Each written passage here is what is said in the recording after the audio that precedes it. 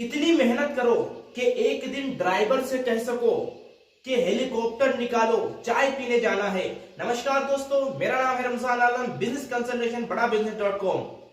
हमें हमेशा से यही सिखाया जाता है कि जितनी मेहनत करोगे उतना ही कामयाब होगे, उतने ही अपनी लाइफ में सक्सेस पाओगे और मेहनत करने वाला इंसान कामयाब होता है।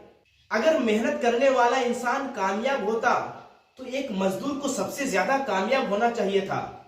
वो तो दिन रात मेहनत करता है, दिन रात अपने कामों में लगा रहता है, फिर भी वो कामयाब नहीं है, फिर भी वो अपने लाइफ में सक्सेस नहीं पाया है। तो क्या वजह है? क्या हमें मेहनत करना छोड़ देनी चाहिए? क्या हमें मेहनत नहीं करनी चाहिए? लेकिन मैं आपको बता देता हूं कि मेहनत करनी नहीं छोड़नी चाहिए, बल्कि मेहनत करने के कुछ तरीके हैं, कुछ वर्क है जो आपको करना रहता है। इसी वजह से एक मजदूर कामयाब नहीं होता है। एक मजदूर दिन रात तो मेहनत करता है, लेकिन उसको तरीके के मुताबिक नहीं कर पाता है, वर्क सही से नहीं करता है। चाहे जितने भी काम हो, अगर उस काम को वर्क के साथ करता है, तरीके के साथ करता है, तो वो भी एक कामयाब इंसान बन जाता है, वो भी एक कामयाब इंसान बनता है। लेकिन क्या मेहनत करने से हर इंसान कामयाब होता है? नहीं, हर इंसान तो कामयाब नहीं होता है। उनमें कुछ ऐसे लोग आते हैं जो अपने काम को करके कामयाब भी होते हैं।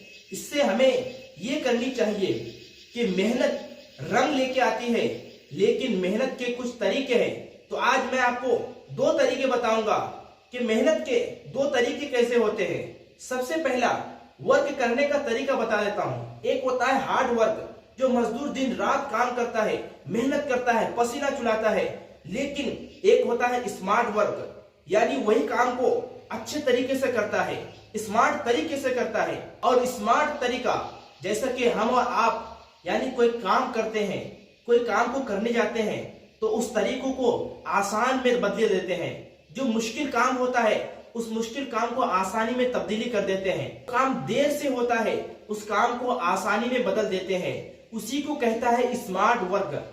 लेकिन दोस्तों, एक रिसर्च के मुताबिक ये कहा जाता है कि स्मार्ट वर्क जो करता है वो उन लोगों से 10 गुना ज्यादा ग्रो करता है जो आलसी होता है। और पूरी दुनिया के अमीरों में से बिल गेट्स का क्या कहना है? वो कहता है अगर स्मार्ट तरीका यूज कर लेता है, अगर कोई मुसीबत वाली काम हो, अगर कोई हार्ड वर्क हो, अगर कोई ज्यादा भारी वाला काम हो, तो उस काम के लिए बिल गेट क्या कहता है कि उस काम के लिए मैं आलसी लोगों को चुनता हूं।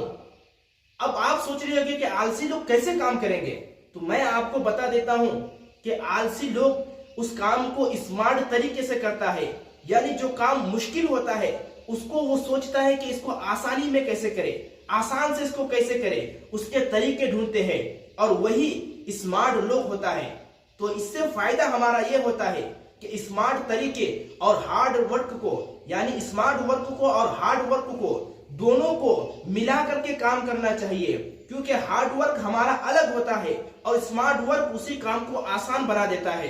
तो इसलिए स्मार्ट वर्क भी आपके लिए जरूरी है और हार्ड वर्क भी जरूरी है। दोनों मिलकर जब काम कराया जाता है, दोनों को मिलाया जाता है, तो एक पावरफुल लीडर बन जाता है, एक पावरफुल लीडर बन जाता है, और उससे हमारा काम आसान हो जाता है और सक्सेसफुल होना ज्यादा हमारे लिए कामयाब हो जाता है। इसलिए मेरा ये कहना है कि स्मार्ट वर्क भी अपनाए और हार्ड वर्क भी करें। क्योंकि सिर्फ स्मार्ट वर्क से फायदा नहीं होने वाला है, क्योंकि आपका हार्ड वर्क भी होना चाहिए। और मैं दूसरी वीडियो में आपको बताऊंगा स्मार्ट वर्क करने के 5 तरीके और स्मार्ट वर्क करने के फायदे क्या है। और मेरे साथ यहाँ तक बने रहने के लिए आप सभी का दिल की गहराइयों से धन्यवाद।